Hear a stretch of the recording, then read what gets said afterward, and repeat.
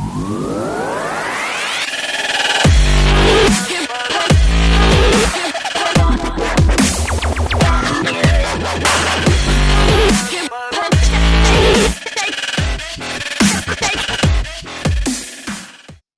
you paint sniffers.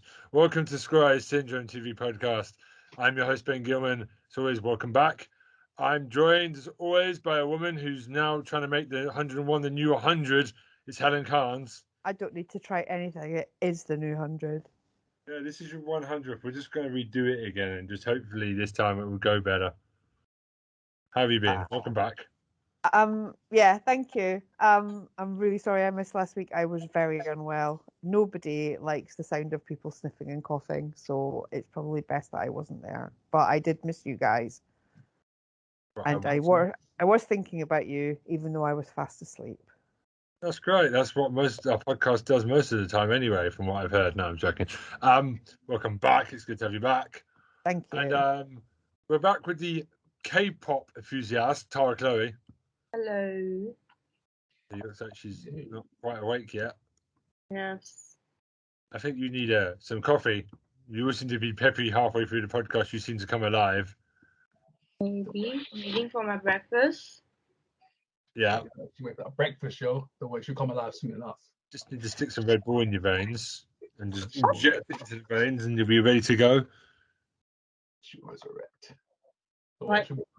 And as you know, Ty is the titty man expert, but I've just found out Troy Salmon is a muscular titty man enthusiast. The Arnold Classic.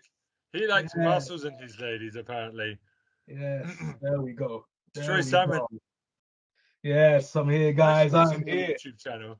Woo! Gotta flex them guns, Gotta flex them guns real quick. Would you like me and Helen to walk away so you two can talk about titties for the next hour? We could, but I'm gonna do that real quick. There was a time in my life where I was actually hench. Things happen. Go ahead. Go on then. Serious. Like you were hitting the weights here, Helen, yeah? I used to do some serious lifting. Okay. Yeah, I used to do body pump for fun. Oh snap! I did some lifting earlier. I picked up the remote control, turned the TV on, put it back down. Hard work. Also used a pen earlier. Getting the guns going, baby. Mightier than the sword. Mightier than the sword. Yeah, I'm just going to kick off. I've just got some news. Russian Doll 2 is coming in April. Oh, Russian Doll 2. I mean, I'm happy because I love Russian Doll Season 1 on Netflix. So. Oh, Russian Doll. I thought you said Russian Doll. Here. Russian Doll. Russian Doll. It's a very good... I really enjoyed that series, actually. Yeah, I'm excited because it dropped out of nowhere. I don't even know they knew they were doing a second season. And because of the pandemic, I'm guessing they delayed it. But it dropped a couple of days ago on Netflix, so I'm excited. I'm pumped for it. Because I spoke about it for like 20 minutes last time. How much I love that show. So Russian Doll. I heard that show. I've never seen it though. Russian Doll. It's really good. It's a good show. It's really clever. Yeah. I know the director of the show was going around saying, "Oh, this is a great show, Russian Doll." And I was like, I never got around to watch this. But you guys say you're either going to love or hate the main character. Guys, check it out. No, somebody got McDonald's. Oh, someone's got a McDonald's. What have we got? Oh, McDonald's. Delivery. I'm sure the listeners will love hearing about it. What have you got in your? What have you got? Fancy abroad McDonald's. Yeah. Got a hash brown and a chicken McMuffin breakfast delivery. A chicken McMuffin. Oh my goodness. It's better than the sausage McMuffin, actually. Yeah. McDonald's, can you make this happen? Well, we have a chicken Big Mac now. The chicken Big Mac was a work of art, but I would quite like a chicken McMuffin. That sounds amazing. Might have to try that with over the weekend. Actually. Yeah, only eating Big Mac one. There's something quite decadent about eating chicken and an egg in the same sandwich. Yeah. I had a Big Mac last week. I was like, yo, it's nice. But yeah. Sorry. Big Mac, baby. Big Mac, baby. Okay, so we're just going to get Drag Race out of the way and just kick it and shoot it. Okay. I think Ben was waiting. Ben was waiting for Helen to return. Do you know what? I ain't mad. I quite like that Okay. finale. Hold on. I'll re-enter the call lagging. Hold on. Blue High Ranger deserves it, I think, out of the last four. Absolutely did. But I knew, like, as soon as it was down to Blue Hydrangea and Mohart, I knew there was no way they were going to have an American win this. Like Mohart is, it's not going to be good for Mo to win a holiday to her house. No, Like, it's a No, shit no. prize. and all I spent, It's a shit is like price. trip to Hollywood where you live. Yeah, no. So I'm really glad it was Blue. I'm not sure if I enjoyed like Jujubee being put through the ringer like that. I think it was all for like a storyline. I'm not sure. Like she didn't bring her A game, and I don't think it was really fair for to have Jujubee having another finale without crown. But that's a very personal opinion. But Blue was a smart bitch because he got the Thai lady out. Like, Oh, Pangina, yeah. it's like smart because that turned the whole thing around. I don't think she could have won the whole thing with it. No, but that's the game, isn't it? And that's why All Star rules are bollocks. Just because like it means that you might end up with a finale full of people who are not that good and don't deserve it. Bagger. Luckily, Fucking yeah, naming no names, a sorry, bag of my chips. language. Well, I will name names because I don't care if Bagger But comes on this podcast. but yeah, I think worthy winner, great competition, really entertaining, and Shitter. Jimbo for absolutely everything. Jimbo's read of Pangina in the finale was one of the best things I've ever seen in my entire life. Yeah, I skipped all that. I just went straight to the final bit. I've got a bit bored recently of all the talky bits. Yeah, you know. I Well, watched the beginning. Jimbo was like, well, first I was angry, and then I was realised you can't be mean to Pangina. You can't come in and say that she's a skanky bitch with bad hair and just insulted her for like 5 solid minutes. I went, I wouldn't say that though. It was That's the just, problem with Jimbo, isn't it? I love Jimbo. I'm sorry, I don't care. Very, very shady, and I'm here what, for it. I miss all this now because what I do, because it's an hour and 10, Mm. I watch the beginning bit, and then when Mm. they're all sitting around doing makeup, talking about their life, I don't give a monkeys about that. I go all the way to the runway and just watch the dresses and whatever the skit is and then get to it. I cut about 30 minutes out of every drag race. I'm quite happy with it. I used to like it when they did the little sit and talk and doing makeup things, Bored. but I'm so bored because it's the same conversations. well, but the thing is, it seems like they get handed a topic before it starts now. Like in the past, it was at least like natural things would come up naturally, and they start talking about it. Now it's like, oh, shall we talk about homophobia today? And it was just Again, like, yeah, just, I've heard it. It's like, oh, my yeah. dad abused me, my mum never supported me. We've heard it all. We've heard it. No, I'm not attacking, but No, I'm just thinking. I think they're important. Yeah, they're important conversations, but I think they're better when they happen naturally and not like on a cue card. It Like, clearly looks like they're shooting from angles. It's like, action! Oh, so what do you think of homophobia? It's like, oh my god, it's so staged. mm. I'm going to be honest with you. Bagger getting all the way to the final has still irked me a little bit, but I understand why people like Baga, but basic bit. she ain't for me. I still think Jimbo and Pachino should have been in the final with Mara and Blue Ranger. Yeah, and I think I don't think we've seen the last of Jimbo. I think Rue likes Jimbo, so we know when Rue likes somebody, they're coming back, right? Yeah. So hopefully next time they do the versus the world, they bring a lot more queens because it really didn't feel like the best of the best. If you're going to do it, make it a year-long show. Give me 52 queens, best of the best from every country. Just have a knockout like a World Cup. Have the best 8 from America, 8 from England, 8 from Canada. Just do it like a big 52 battle royal drag queen over a whole year. Don't give me 9 queens. Give me 52. Let's do it properly. I tell you what, though, I downloaded World of Wonder Presents when I was ill because I wanted to watch season 14, and it's actually quite good. Not on Netflix in the UK. I don't think it's as popular now. Well, I don't think it's. I think it's about money more than anything else. To be honest, I think they wanted something to sell the World of Wonder app. I wouldn't buy it for any other reason. But do you think it's not as popular now because it seems to be every 5 minutes there's another drag race. I think people are beginning to get a bit sick of how stale it's getting. I don't think it's that. I just think that the people are getting greedy around it, and if Netflix ain't playing the dollar, they want to put it out on their own app. So I don't have to watch it. That's great. I kind of need to take a break from Drag Race for a while. I love it, but it's every time I turn around, there's another country's Drag Race. It's like, yo, you don't need one for every country. yeah, I don't know. I've not seen any. I've only really watched Canada and the UK. I've not seen any other ones. Don't watch the Australian Oh, the one. Down Under. Yeah, that's a bit. Yeah. It was awful. Like, I'm no offense to Australia, but your drag queens were awful. Like, our worst drag queens would have sat on their face and farted in it. Don't know why I'm saying that, but you know what I mean. I think I know what you mean. Some people pay for that. Okay. Yeah, I'm face sitter. What are you gonna do? No. Don't know what I'm talking about. No, that's from a song. I'm not a face sitter now. Oh my god. Oh, what, man? No. Oh, I'm taking a man. break. I'm not gonna go there. I'm not gonna go there, man. I'm taking a break. I'm just taking a break because I just feel like I'm drag raced out.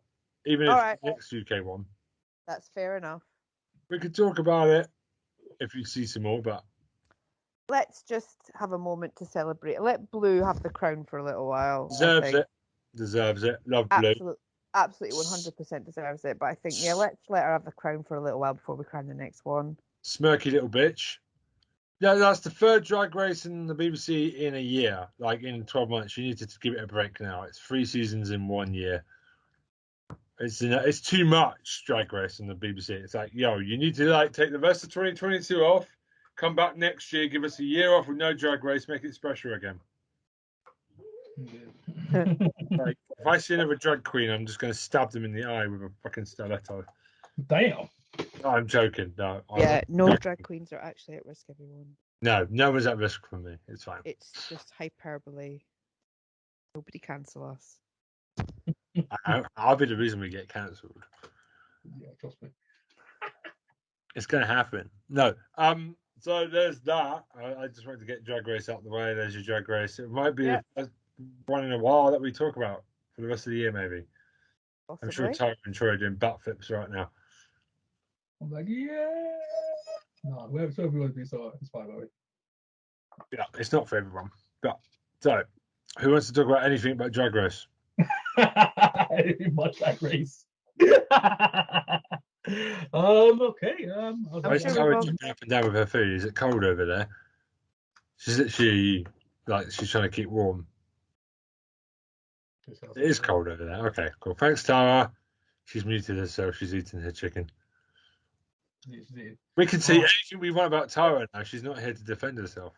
It's not chicken, it's hash brown. I got corrected. I stand corrected. So there is a question for Helen here because we've got a bunch of them. Okay. Yeah, let's burn through.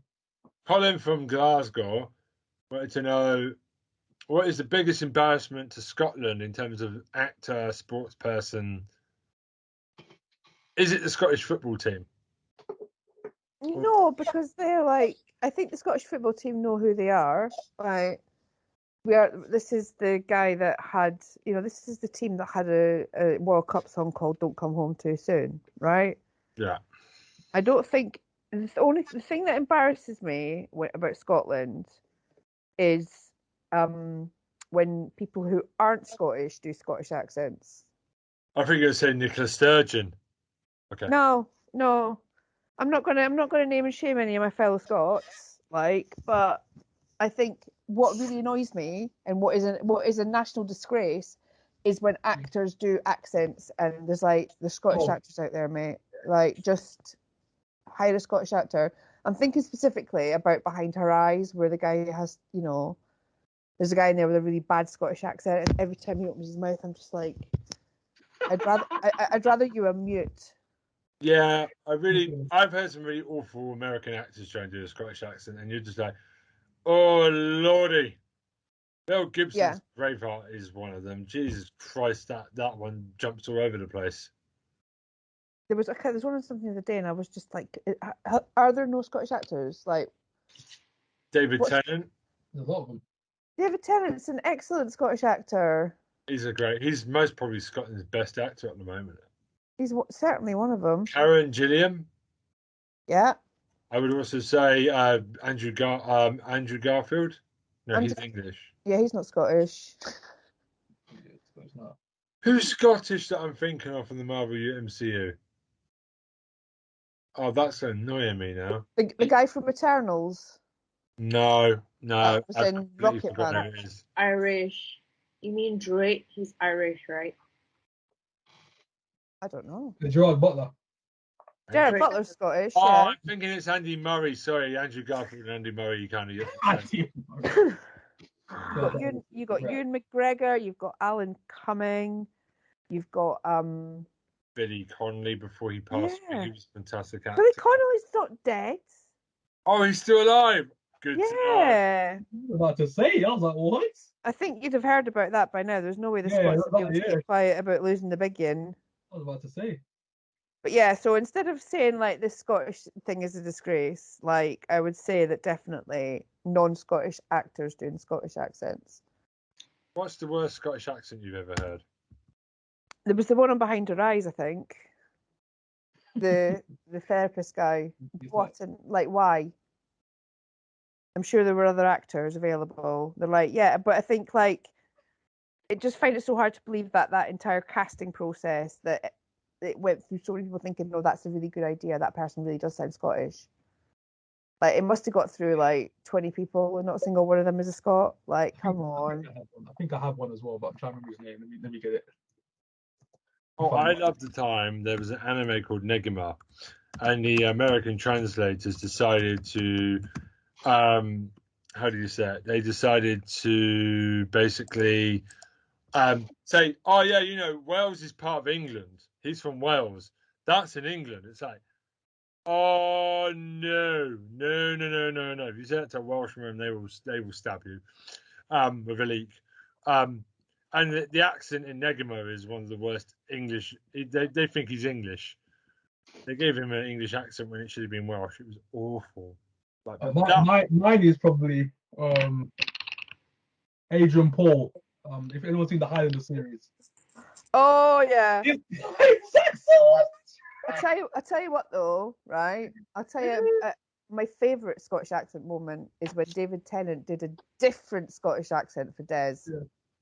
Oh, I loved it. It's like that attention to detail is so good. Like he could have just done his own accent and like most people in the world wouldn't have noticed. But I was like, oh, my boy's gone and done a Fraserburgh accent for this. Because he knows that there's people in Scotland that'll go, oh, you know, not talking about the murders, not talking about how awful everything was, not talking about, you know, what a terrible thing that happened. No.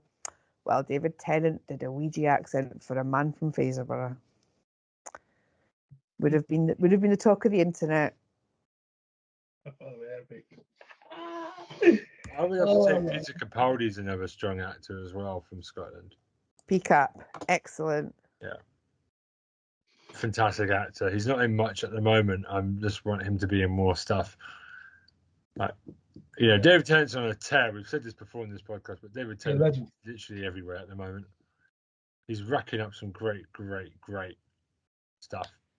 I know everyone talks about stage, but there's so much more stuff he's in that doesn't get enough recognition. Definitely. Criminal on Netflix. He's in one of those episodes. And he's great at that because he's playing that Kilgrave style, I'm a bastard. He can play a real good bastard. He does that in Deadwater Fell as well, doesn't he?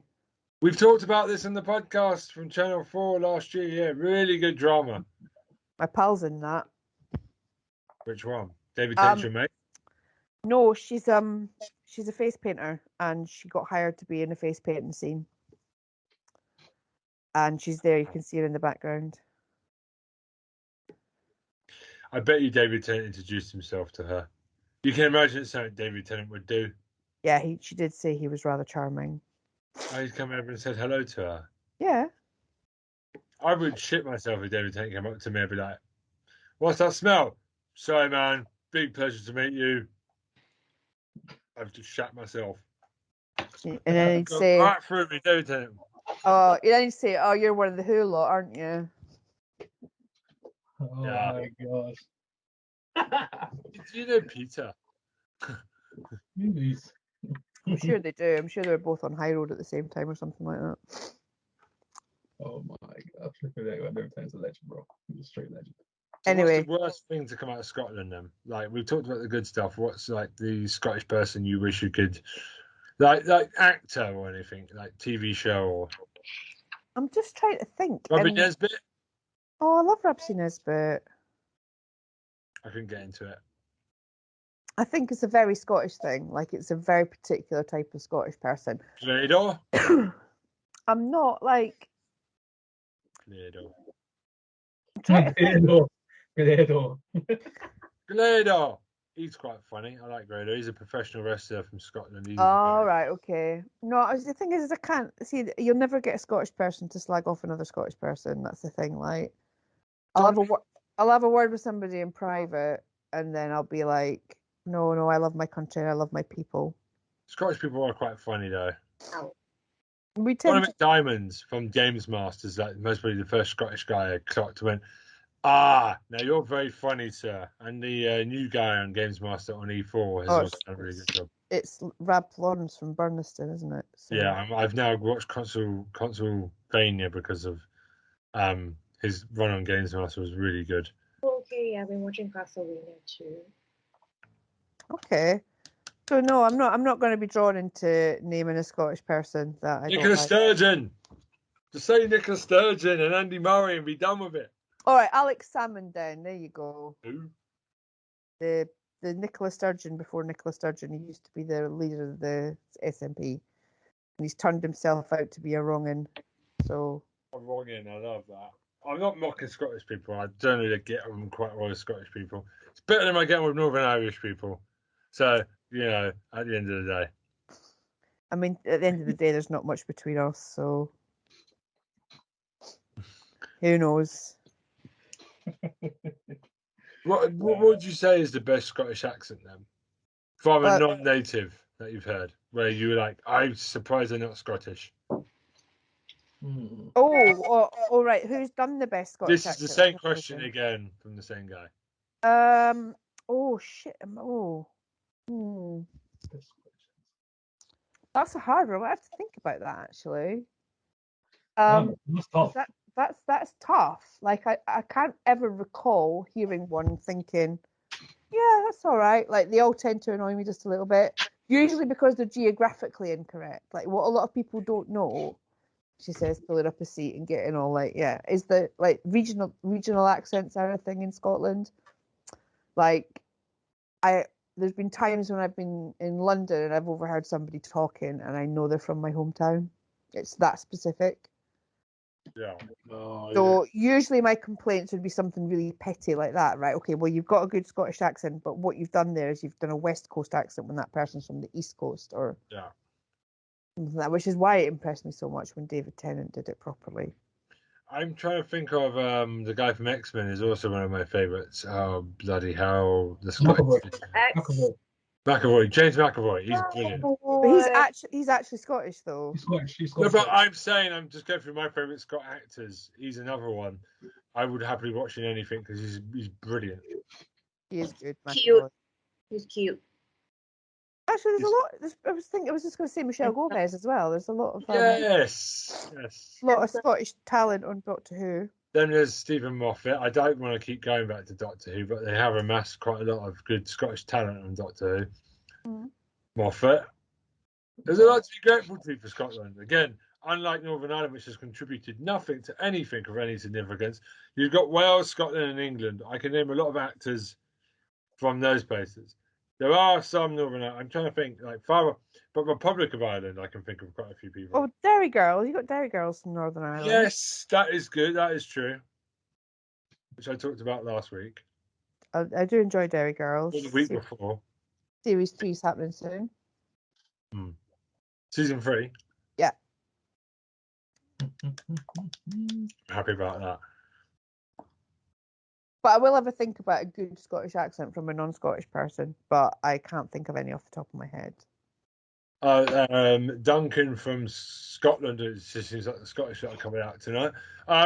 It said, well, you've also been able to get him to watch Lost as well due to Lost special. So well done. That's another convert in the Ha ha ha. Nah, go ahead. It's like, yes, it has begun.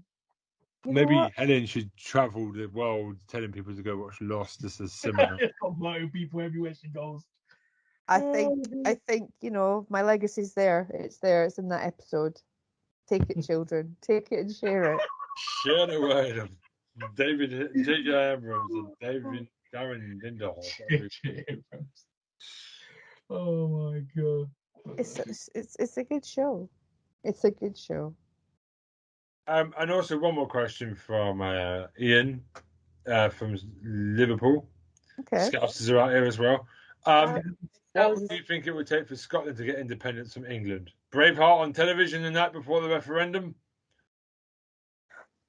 I think this most recent government in England has shown Scotland that they need to be independent, because it seems like England are genetically incapable of voting in their own best interests. Yeah, I would agree. And I think watching the country vote in Boris Johnson knowingly, like before when he was prime minister at first, it was only because Theresa May had left, and that was kind of like, okay, we need a temporary prime minister, let's do it. But to sit there and knowingly vote in Boris Johnson as their choice of prime minister was like, nah, you're on your own. And I used to have my doubts about independence just because like the financial situation and the fact that a lot of Scottish income comes from people who aren't Scottish, there's a lot of people in Scotland who aren't Scottish doing an awful lot of work, and I wanted to know that their rights would be protected. And I didn't, I think there was some talk of that, but it was always like for the Scottish, Scottish people. And so I was kind of little, but yeah, the day that election result came in, I was like, yeah, go for it, Scotland. There's no way you should be having to put up with what England are picking. No, definitely not. I think, just be shown the footage of the last general election and just say, look at what England did. You want to tie yourself to this mast? Nah. Okay. So I think we're going to get some TV talk going on. Actually, because we've not talked about any television except for Drag Race and how good David Tennant is. So who wants to start? Well, I think everybody's heard enough of my voice for now, so I'm going to punt that over to somebody else. Tara, would you like to kick us off? You wanna? Troy, because me and Helen have done most of the talking. Okay. My time. Alright. Yeah, so I'm gonna start with another zombie flick, in case you guys haven't heard of it. Have you guys heard of Kingdom? Yeah, Yes, I've heard of Kingdom, yes. I haven't, but that doesn't mean anything. Netflix, right? Yes, yeah. So basically, it's another Korean zombie show with fast-running zombies, and for this actually is located. Based on those 16th century in the Joseon era of Korea, and yeah, it has zombies. So basically, we'll go all the way back to. There are 2 seasons, and there's also a special movie called Ashin of the North, which shows the origin of the plague. So basically, this plague turns people into zombies. So let's go back to Ashin of the North. It's a prequel actually to the first 2 seasons. So this actually starts historically, where just a thought. Okay, last time. So basically there are a few tribes actually, and there's this tribe in the middle. They're neither Jurchen or Koreans. Jurchen's actually Manchuria, which was not a part of China at all last time. They were their own kingdom, but China colonized them. Yeah. So there's this tribe in the middle. They are neither Jurchen or Koreans, and they're treated like outcasts. And so there's this girl, Ashlyn. She's actually played by a very famous Korean actress, Jun Ji-hyun. You guys know Blood, the Last Vampire, the live action, Yes, right? right. Yeah, she's The film's a bit crap, but The live action is The always anime's amazing. The anime's amazing. yeah, live action is always crap. So yeah, that Korean actress is the lead in this Action of the North. So it actually starts when her entire family, when they're treated like outcasts, and her tribe gets massacred by either the Koreans or the Jurchens. And I think she's actually taken in by one of the military troop, and they're really mean to her. They actually gave her a pigsty to sleep as a room. Like, what the fuck, right? And she grew up in a pigsty. That's just fucking awful. No wonder she's so angry. Like, who grows up in a pigsty? Seriously. Okay. So when she grows older, they actually, so somewhere in the north of Korea, north of North Korea. Now it's a communist regime. So back then, Korea was united. So they actually discovered this like purple flower, which can bring people back to life, but the person turns into a zombie. So she actually used that method to bring her entire village of people back to life and kept them in a shed or something. And whenever she captured enemies from the Korean tribe or the Jurchen tribe, she would feed them to those people alive. Yeah. So in a way, she could control the zombies by shackling them. So how do you do it? You actually extract the essence from the purple plant using a needle or something, and you put it in the wounds of the deceased person. There's this little worms or something that will crawl to the corpse and make it come back to life. So that's how the entire plague started. And a pharmacist actually from Seoul, which was called Hanyang at that time, traveled to the north, to the northern kingdom, to actually learn about more medicinal practices, because the king was actually dying of smallpox. The king of the Joseon dynasty was dying of smallpox. So this pharmacist, actually, I forgot his name. His name is Lee something.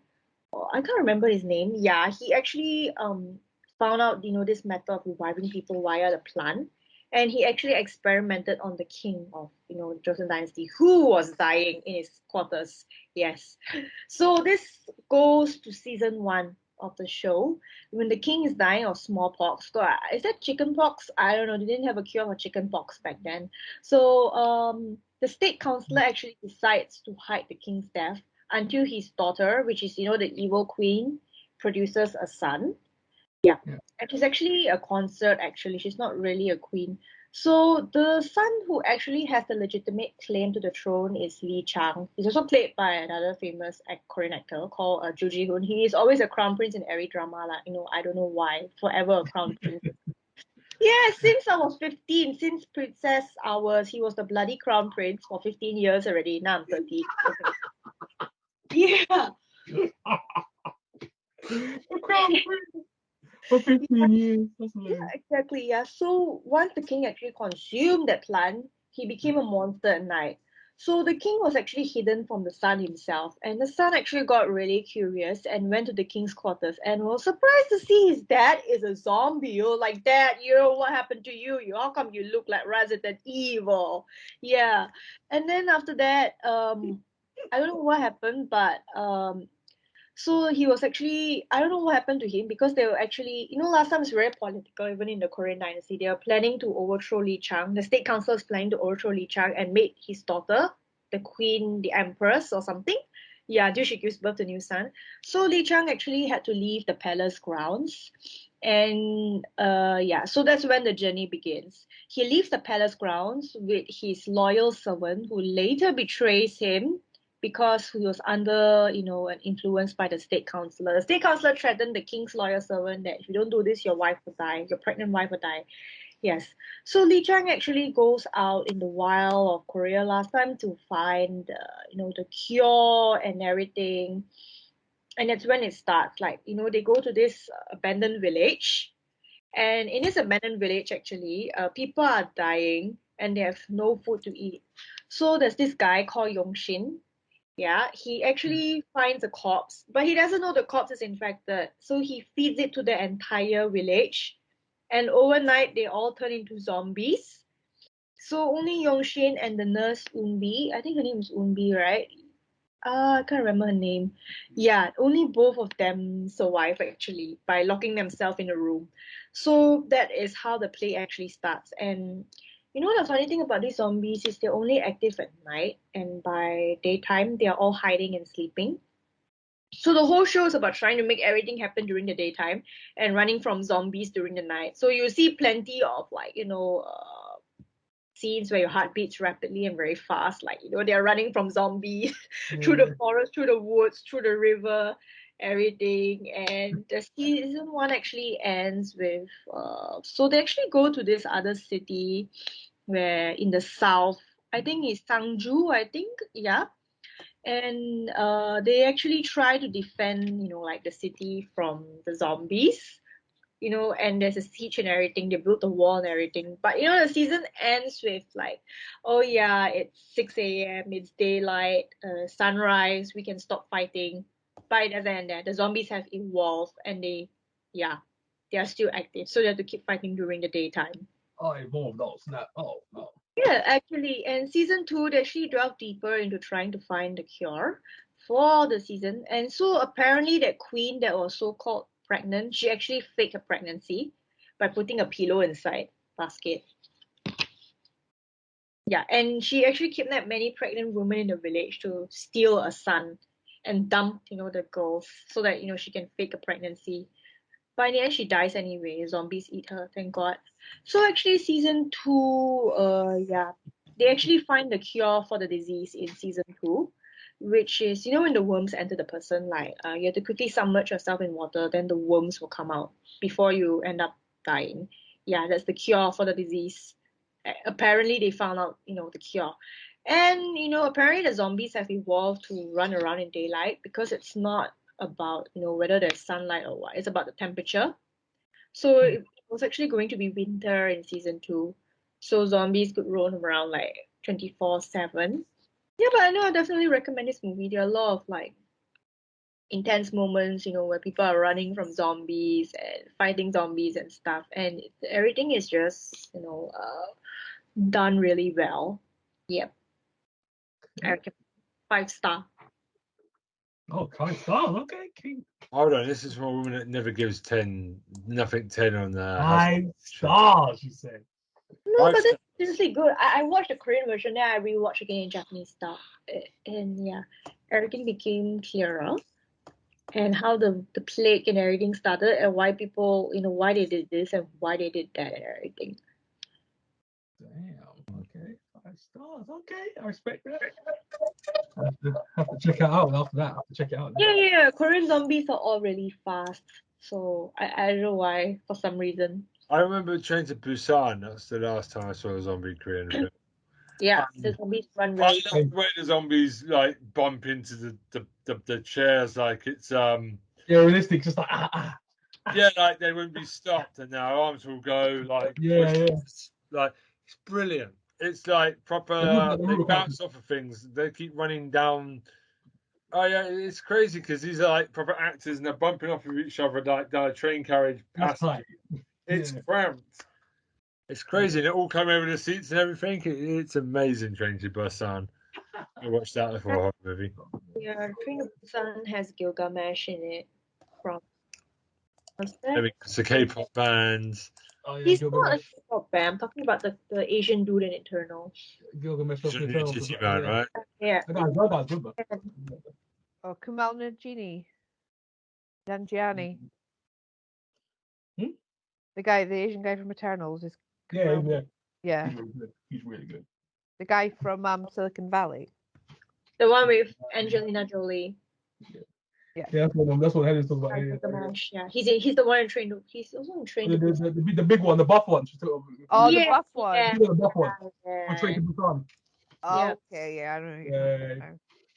So he's always taking care of her. No, that guy's good, man. Good.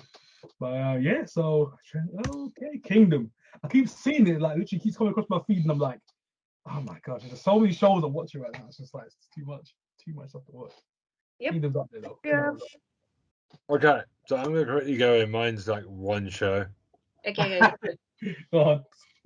One show. I'm here to talk about very quickly a Netflix original called Last One Standing. Last One Standing. Okay. Trey seems like he's heard of it. Sounds familiar. It's a new Japanese comedy talk show with the popular and powerful Japanese comedy duo Chidori. So basically, 24 comedians and talents are engaging in talk battles to move on to the next stage, where they're starring in a thrilling drama with strong actors. So basically, how do I describe this? If you take a well-shot Netflix drama, Yeah. so this is what the concept is. Then they cut to a scene where they then have the comedians in a room. The plot will take them to a room, and then they have to just like they're given a subject by the actor, and then it breaks the ice for a second. It's really funny because in these types of shows, the Japanese people, the hosts, you can always hear them talking over the action, which is something I always love about Japanese panel shows is when they start talking over the actual show. So we have to keep cutting back to them, and they are literally taking the piss because there's comedians trying to be serious drama actors on this show, and you can just hear them taking the piss. Oh, that's cheesy. Oh, that's a bad line. And but then they're judged on these two scenes where they're all together. They're given a subject, and they just start talking bollocks and just try and make everyone laugh.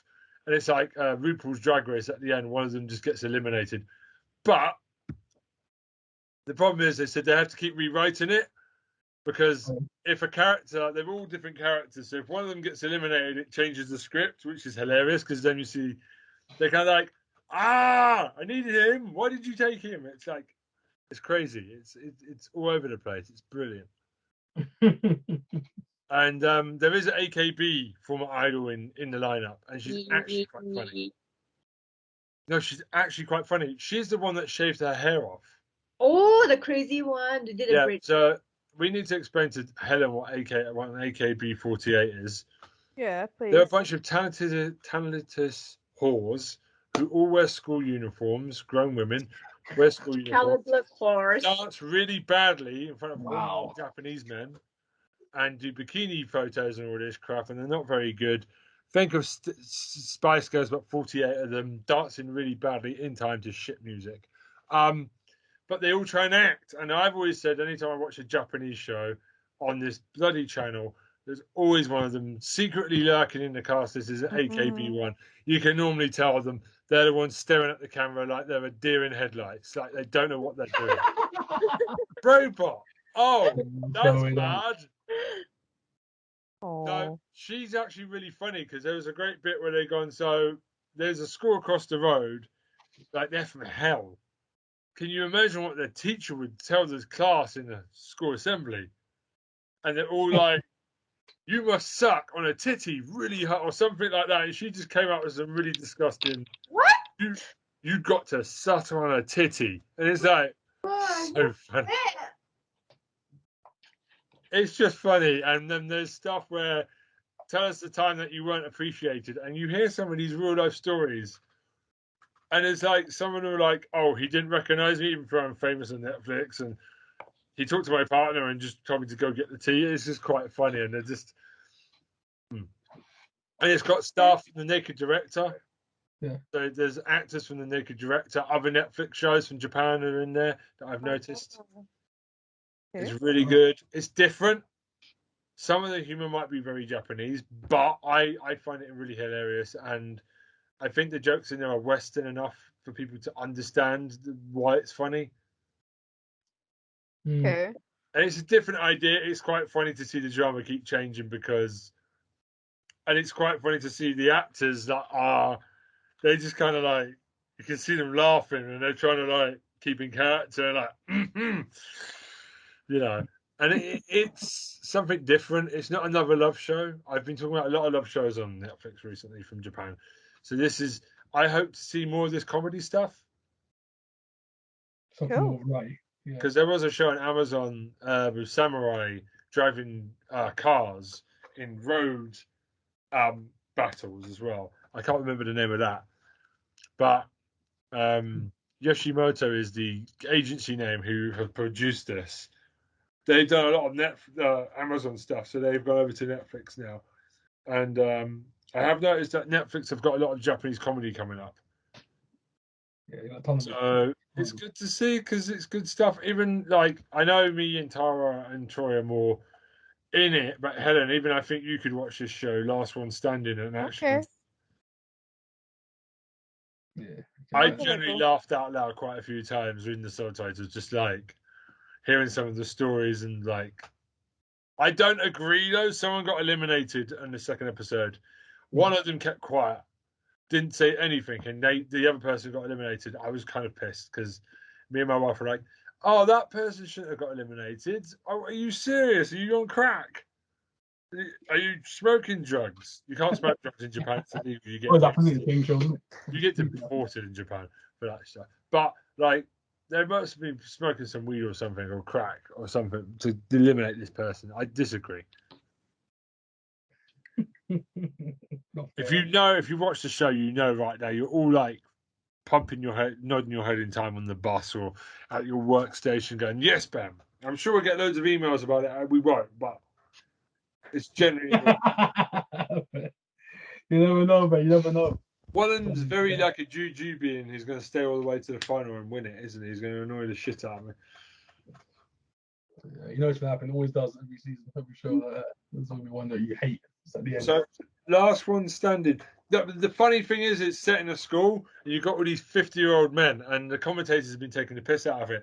They're trying to look like young actors, and the commentator's just like, "He looks 60." Right, look, he's balding in the middle of his head, like they're taking the piss out of him. How is this man trying to be a high schooler? Like, come on now. It's quite funny. It's ridiculous. It's just the fact that a lot of the men are 40 and they're really trying to look young, and they keep turning to the camera and doing this. They're trying to do the American high school. They're going for it. 40-year-olds in high school and that. Yeah, go watch it. Last One Standing. Anyway, that's me. That's it this week. That's all we've got is one. But you, Troy, how are you getting on with Euphoria? Oh, I literally, you know what I'm doing? I haven't touched season 2 yet. I haven't touched it. you touched season 2. I'm halfway through season 2. I haven't touched it. I've been watching other shows. I'm trying to save you. I'm trying to savor the greatness of Euphoria. We talk about the Arnold Schwarzenegger muscle show that you wanted to talk about on Netflix then. Go on, Em. So why are you watching women flexing their muscles? How did we get here? Oh, yeah. I'm not going to talk about that right now. I don't think there's anything wrong with a man wanting to see a strong woman being strong. Exactly. I don't think it's a problem. I'm just very surprised because Troy's never told me that he likes bodybuilding before that. So it's you know what? Surprise. Because I was watching some wrestling and I saw Arnold Classic come up and I was like, let me just check this out real quick. So you just want to watch something a bit different? Yeah, so I was saying, let me just put it on real quick and I just literally Where did you watch it? Where I was watching online. I watched it online, man. Checked it out because there was the different feeds and that. And so I said, you check out the Arnold Classic. I am the governor. Yeah, he was there. He was there. There was basically slap fighting, all that stuff. That literally slap someone in the face until they're knocked out unconscious. Basically. You are the next Terminator. You are the next Terminator. You can do my job. You are the next Terminator. The governor. So he said, literally, so this is obviously the TV contest, I love that stuff, man. The wellness, the slap fighting. The slap fighting is my favorite one, my favorite event, slap fighting, because the women were getting involved. That as well, slap in the face until someone was knocked out. The men that men's final was fire. The slap was I thought they just posed, but it sounds like they properly do different disciplines. This is interesting to me. It was insane. I was like, when did they start doing that? And he was like, because it was a brand new event. They did what do they call it? Slap championship fighters or something like that. Interesting. Yeah. So they have to knock the other one unconscious. Yes, literally, that's the goal, to like KO someone with a slap. Oh, okay. They have to have like earbuds in, so like not damage their ears and that, but some of them they keep those in. But then they just do this, they charge it up and go unconscious, and you see him just go crumble, and I'm like, considering how much muscle they've got, I'm sure that they can slap really hard. Bro, there was a like Hawaiian guy in there. He's my favorite guy in this whole tournament. He's this Hawaiian guy, because there was a lot of foreign judges there. So he was like, because he went to hit this guy in the face, like square in the cheek. But this foreign guy was like proper like doing this with his neck, keeping his chin down so he wouldn't get unconscious by the slap. So he was like, hey, lift your chin up, man. Lift your chin up. That's what I'm saying. Proper like, you know what I'm saying, getting into it and saying, oh man, there's not enough American judges. He was getting the crowd round up. It was awesome. It was really good. It was really good. But that was something different that I watched as well. So I literally put it on my channel, so that's where Ben's seen it. But yeah, man, it was something different. I just checked it out. Arnold Sports Festival, if you're into the different kind of sports, and they do like weightlifting, they do all sorts down there, and a lot of disciplines. So yeah, check that out if you want to check that out. But first pick. Let's see, what was my first pick? My first pick is something that I'm recently watching. I'm literally only 3 episodes in, really. First season, because I said to everyone I was going to watch this show after I finished Vikings. So, I know you're probably guessing what show this is at this point. You're probably guessing it. So it's called The Last Kingdom. Oh yes, I heard about it. Okay. Right, Yeah. yeah. I've been expecting this. I've been expecting this. Yes. So around the same kind of time as the original starting of the Vikings, in the 800s, in that part of the world. We follow this character, so it's from the English perspective in a way. In the show, more in that kind of thing. Even though we have an English character called Uhtred, who's like the son of this king who gets overrun by the Vikings who is a Ragnar in the original show, but obviously played by someone else, but he's a Ragnar over there. And it kind of takes perspective of, it looks like that's the Ragnar's dad, who you first see in the show. And I'm like, that's kind of interesting. I was like, Ragnar? In the original Vikings, you never see his father, you never see him or his parents at all. Ragnar's already a grown man at that point when the show starts off, who's trying to take over the Earl, and then he gets this whole thing, becomes the Conqueror later on, as everyone knows. But yeah, so you see Ragnar's father, and we have a character called Ragnar Younger. So I was like, he sounds supposed to be Ragnar in the future. He looks just like him from the original show. It's a younger version of Ragnar, who's like the oldest son. So that's obviously Ragnar from what we know from the Vikings. So I was like, okay. We've got other characters called Obba, who's like a savage, who's basically Uber from the original Vikings. So you have characters from that kind of world anyways, who's coming to invade, trying to invade Wessex and all of other places, Northumbria, all those kind of places. So, and I was like, it's kind of interesting, man. I was like, I'm loving this show. 3 episodes in. Uhtred, as a little kid, he's spoilers. I don't want to go too far. So he gets he becomes like a slave to the Vikings at some point because they overrun his little piece of land, who is the kingdom of, you know what I'm saying, he's supposed to be king of, he's supposed to be the next in line. But his older brother died, so he gets his older brother's name because his dad doesn't want to, you know what I'm saying, mess up the apple cart and like who's successing who, because he Ragnar, the older Ragnar, the dad, cut off the older son's head, threw it down outside their establishment, and that started the whole war from that part of the world to the Vikings, and then that started off when they started taking different places of England. But I'm only a couple of episodes in, and I'm seeing this stuff, and I'm like, oh my, it's different because it's not as dynamic as Vikings. I'll say that. It's not as dynamic as Vikings. Good character development, but in terms of difference of like how they speak, you know, like the Vikings, you had the accents, and really, a lot of them from different places in the world in real life anyway. Like that kind of Scandinavian belt, had a lot of them over there anyways. But in this one, there isn't as much of those in this show. Most of them kind of have the English twang to them anyway, all of them, even the Vikings, some of them just sound English. I'm like, it's kind of throwing me off a little bit. You know what I mean? So I'm like, I'm used to the I'm saying that kind of speak. I'm used to that kind of thing, you know what I'm saying? The Scandinavian voice twang to their voice. But so is it a bit modern speak, or is it like it feels too modern, you know what I'm saying? So they're gonna be like, yo, blood. Blood. What's up, man? Yeah, that kind of thing. You know what I'm saying? It's like, why does this sound so English? I'm like, what is going on? I mean, if they start going Budweiser, what's that? Then you've definitely got a point. Yeah, that's gonna go too far. Yeah, I ain't trying to say all that, but that's going too far. Yeah. Yeah, to that point, yeah, it feels like in a way, but yeah. So they got a lot of good characters there. You've obviously got King Alfred, got those kind of people in the show. So you got familiar names. If you've seen the original show, there's different names and faces that you kind of recognize in the show. But we follow Uhtred, as I said before. He grows up, and he wants to reclaim his land, which I've got to right now. He's trying to reclaim his land. He's literally announced that he's almost his Viking upbringing at this point, because he's originally an Englishman, a Saxon.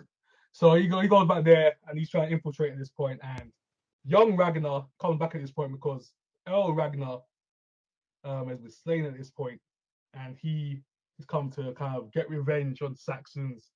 You know what I'm saying? Come to reclaim that his birthright and all that stuff. So that is kind of the crux of this show at this point, and it's really good. It's a good show. It's a good start. I like it. There's a lot of stuff happening so far, and it's kind of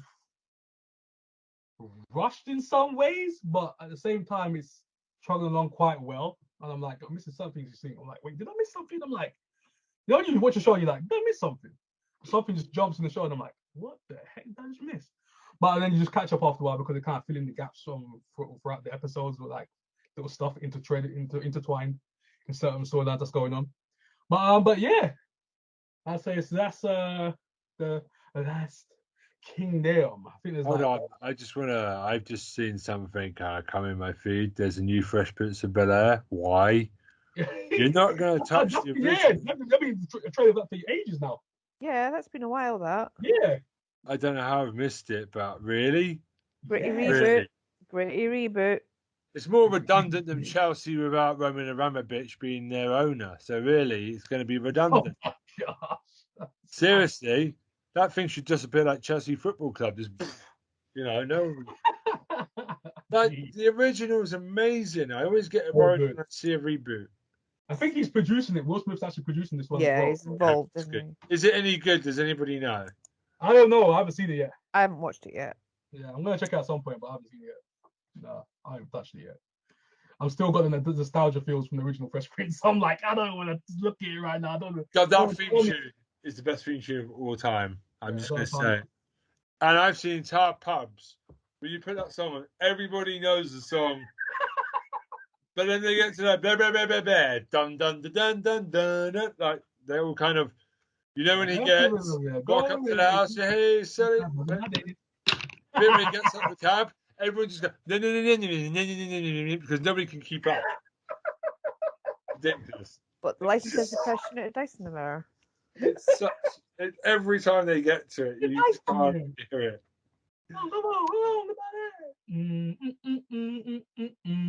Yeah, Fresh Prince is right out the front door is still the funniest thing to me.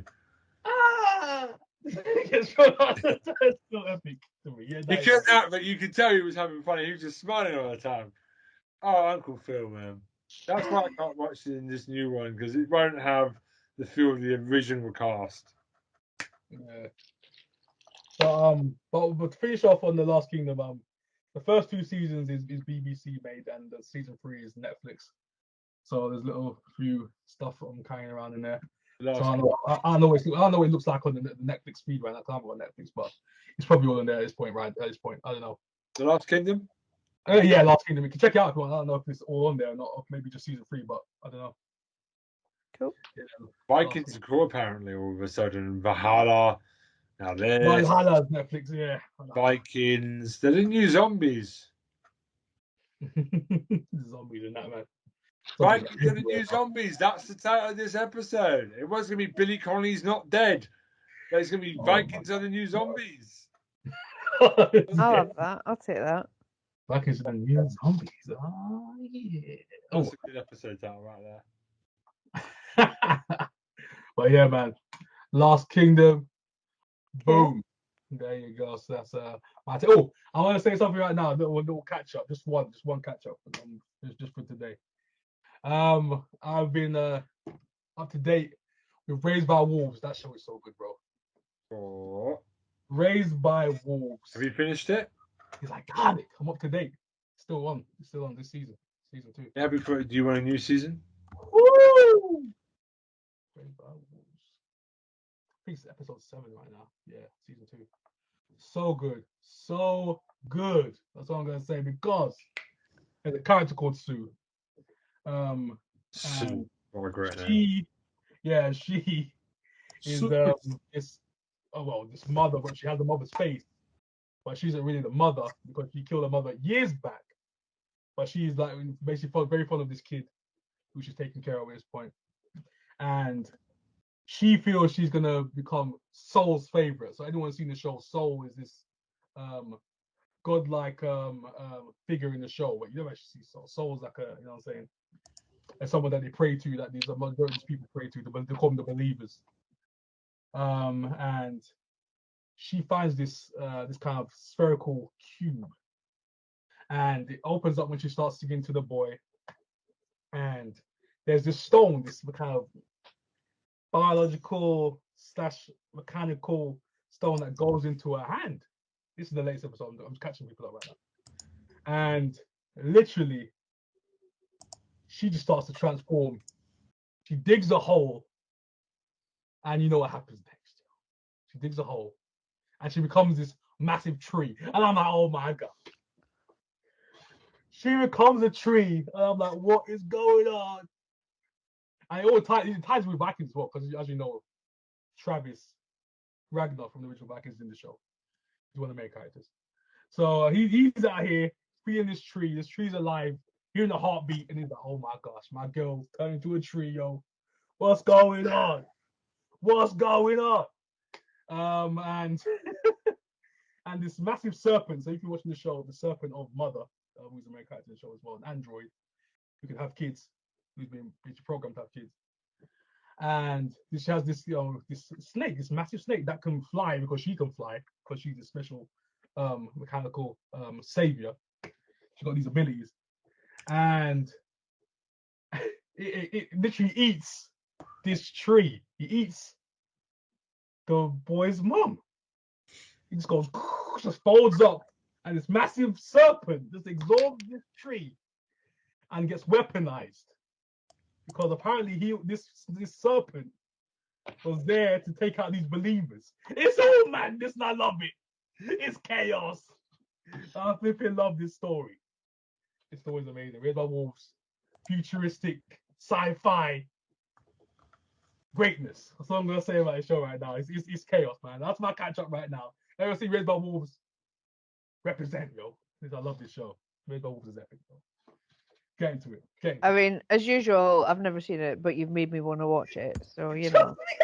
Helen only watches Troy's picks. Actually, Helen, if you see, you'll be like, what is this? But somehow you're like, it's greatness. It's greatness. I'll have a look for it. Raised by Wolves. So I'm gonna say, there you go. Two seasons right now. Well, second season's almost finished, but yeah. Cool. Woo! Nice. Are you done then, Troy? Is that all your picks? I'm done. I just want to get out of the way. HBO Max. There you go. You know what to do. Cool. Okay, I'm gonna go for like a few things that I've been watching on the BBC because I got to give them props. They've been doing all right this week. Yeah. So I'm gonna start. I'm gonna give a shout out to EastEnders this week because it's been absolutely brilliant. I know it's a long-term show, and I ain't gonna convert anyone who don't want to watch it or doesn't watch it already. But they've got a new slot, new set. They've tarted up some of the cameras a bit and all that stuff. And you know what? They've introduced it with a really good week. There's been a character that's been needing to get his comeuppance for quite some time, and he got his comeuppance this week, and I really enjoyed it. So fair play to him. Like, EastEnders is good this week. Does anyone shout, "Get out of my pub"? Nobody shouted, "Get out of my pub," sadly. Sadly, but somebody did get, brained by a wine bottle in the pub. So was it Phil Mitchell? Was he finally dead? Did he kill Ian Bill? Please tell me they both died. No, Phil and Ian are still very much alive. Ian's disappeared. Phil is in prison. But is Ian homeless, or is he still? Where is he? No, he's not homeless. No, he's not homeless.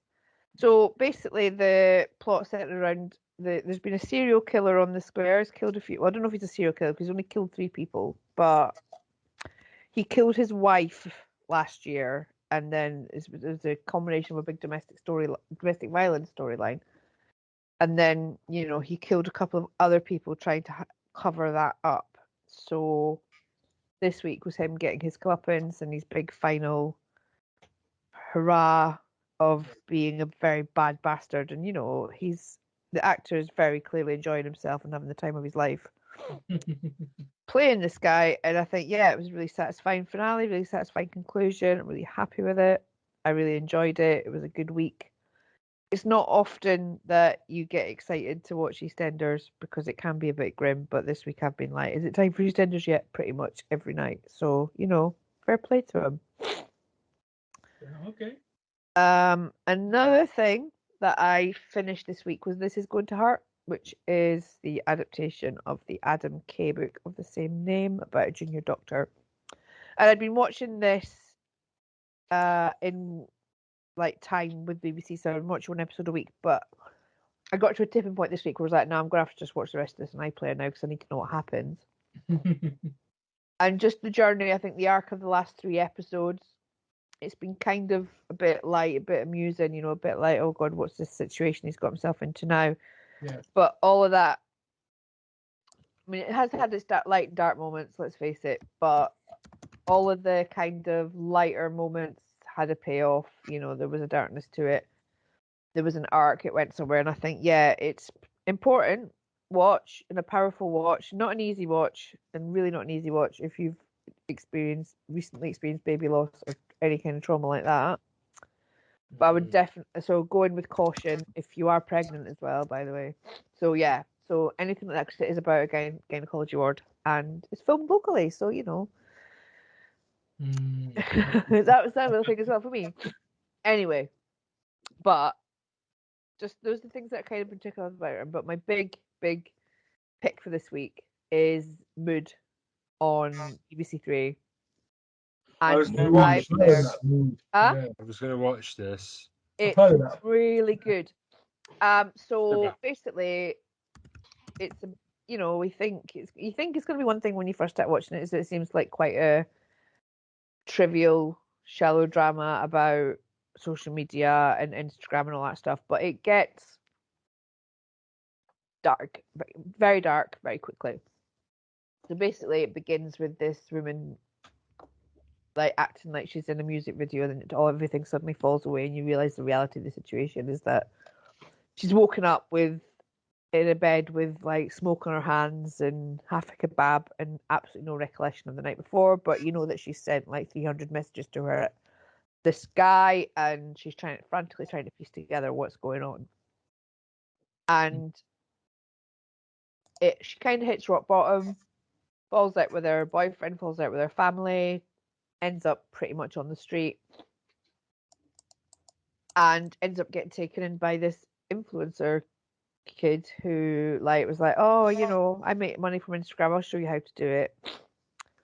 And it soon turns out that the work that she's doing on social media isn't just about having a photo taken, shall we say. So it kind of, I don't want to do too much spoilers, but it kind of veers into slightly darker territory about how people in a tight spot might want to make money online. And it kind of just examines a lot of Instagram versus reality stuff, but an awful lot of stuff about repressed trauma and how repressed trauma can show itself through your behavior and your actions, and just a little bit about how easy it is to take a dark path when there is darkness and you've had some difficulties in your life. So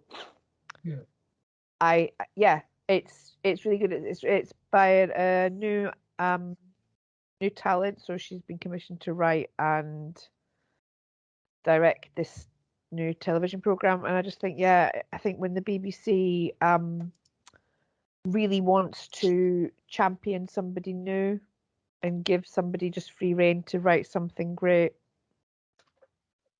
that's where the real strength is.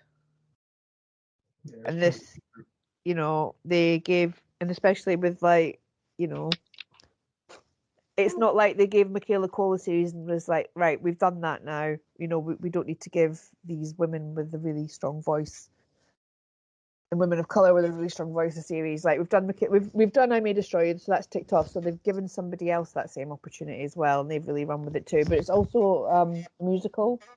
They've also decided to explore it further, and I think that's good. A different voice this time. Yeah. Female. Yeah. So, because everyone has different experiences, I think it's good that there's a bit more the BBC have done really well with the diversity quota now. They're doing really good getting different backgrounds of people, and we've said this before. They're not ignoring just white people. They're trying to get everyone's voices heard now on the BBC. And I think that's great.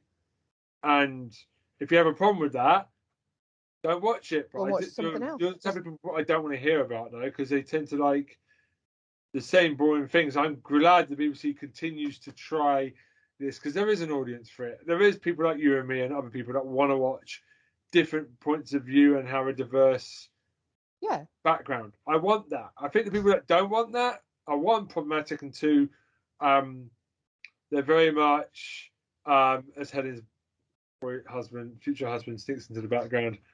Yeah, I saw him sneak in. He was very careful, very Santa-like. Yeah, he knows a story. God bless him.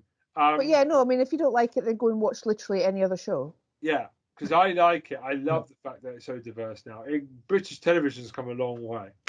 Yeah, but also I forgot to say that the girl in the show, she's a musician, and the show is interweaved with her kind of musical numbers and songs. And are the songs good? Yeah, the songs are great. Of course they're good. They wouldn't let her do them if they were rubbish. Yeah, it's not like they're not like comedy songs or anything like that. They're just they like Glee or they like Urban London? They're urban, so it's okay. Urban, yeah. Okay. So that's she's good. Like Glee. Sometimes Glee. I love. Yeah, sometimes the songs are cheesy. They tend to happen in her fantasy sequences. So she does have like these fantasy sequences where she kind of needs to detach from reality ever so much slightly. So that's when it kind of goes into this Instagram music video world kind of thing. Yeah. I love a little bit of London urban lately, so I'm really excited to hear that that's what they've done. It's good. It's good. It's really good. I'd highly recommend it. I watched it all in a couple of days. Oh wow! How many episodes are there? I'm not sure actually. I think it's 8. I'll double check. Magic number, that magic number. Number 8. Okay. But yeah, that's what I've been watching this week. Because I know I've seen it somewhere, and I was like, "Yo, I was like, it looks interesting to me, so I'll check it out at some point." It is. Yeah. It's 6 episodes. See, even better. So that's going to wrap it up for this week. Thank you to everyone as always. So Helen, do you want to do the socials first? Yeah, squareeyesin at gmail and at twitter.com. Lovely. Troy and Tara, would you like to do your socials? Go on, Tara. Put your socials out there. Check out my channel, Titty Man, Asian Titty Man, yo.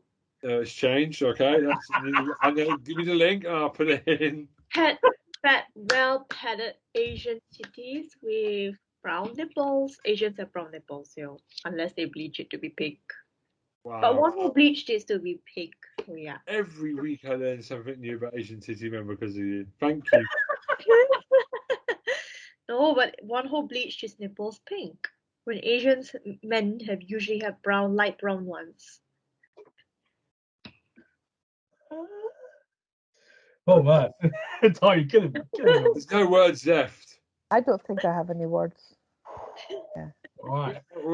I'll just do mine. Flip it. I'll just do mine. Legend of Vote 101, YouTube, pop culture reviews, reactions, whatever, man. I can't follow that.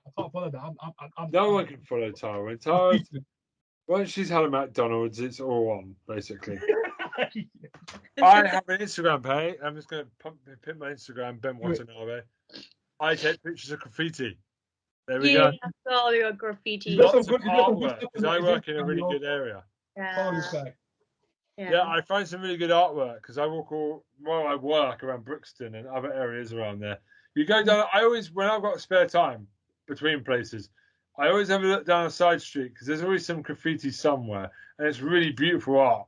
So Ben Watanabe, go check it out because there's some good artwork on those walls. I try and represent Brixton as much as possible on it. Go graffiti Brixton more so I can get some more artwork. I think South Bank, is it Southside South Bank? Yeah, they have like the place under the Thames River. They have. Yeah. Oh yeah, I'm going to have a look there. I'm going to go have a look this weekend. Irish Paddy Day. Okay. Right, it's Republic, so that's the main thing. Not Northern. I've really drop kicked the Northern Irish this week. But Blue Range is a nice Northern Irish one. He's funny. I love his bitchy side from Drag Race. So, you know, let's get that. Let's get some relations back with the Northern Irish there. I think maybe let's cut that short before you take yourself any Yeah, exactly. deeper. I don't hate any country. I just hate people in a country sometimes. So hey, I'm an equal. Yeah. So anyway, so basically, what else we got? Yeah, House of Animation should be back in a couple of weeks. I'm trying to get Troy to do a Sunday with us so that we can record. Hopefully we can do Sunday, but it will be back when it's back. Do not worry, we haven't forgotten about it. It just takes breaks regularly. Just help us out. But Syndrome will be here every week. Yep. Ben, you muted. Ben, you muted yourself, mate. Here, you muted yourself. And there's a Facebook group. Yeah, brilliant. Thank you. You should have not said anything. It would be so funny now. There's a Facebook group. And there's Alex DiToro's link in for mental health, which is quite important. A lot of things are going on at the moment. People feel a bit worried about various things. Please go and give Alex a call. She's very, very good at talking to people. And then there's the artwork. If you want to know where the artwork for the podcast comes from, it's down below. My wife provides it. Go and check out her blog and maybe buy some art pieces. That would be really fantastic. Thank you very much. Yes. Cool. Well, Scry Syndrome. So it's goodbye from me. Goodbye from me. And from me. Hi for me. I don't think I'm ever going to be able to go back to Northern Ireland after this. No, that's you. That's you done. Yeah, done. Bye, I everyone. wonder why. Maybe it starts with D.